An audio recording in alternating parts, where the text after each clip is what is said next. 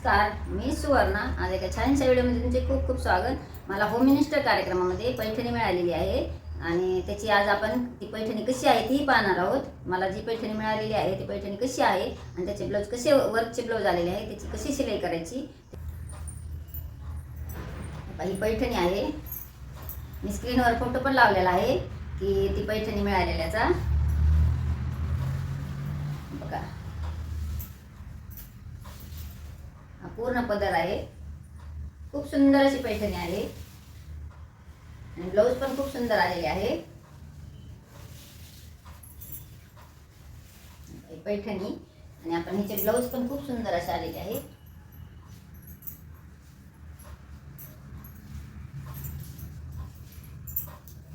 पूर्ण वर्कचे ब्लाऊज आले. जो गळा आहे बॅक साईडचा त्याला पूर्ण वर्क आलेले आहे आणि बाहीलाही डिझाईन आलेली आहे काठाच्या वरच्या साईडला.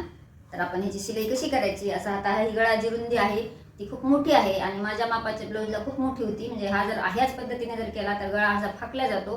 तर हा फाकू नये, अगर असा उतरू नये, ह्याच्यासाठी आपण ह्याची कशी शिलाई करायची ते पाहणार आहोत. हा खूप सुंदर डिझाईन तयार झालेली आहे आणि याच्या वरच्या साईडला जे वर्क कमी आलेले आहे ते कसे करायचे त्याचाही व्हिडिओ लवकरच अपलोड करेन आणि मी घातल्यानंतरही ब्लाऊज आणि साडी कशी दिसते हे लवकरच व्हिडिओ अपलोड करेन.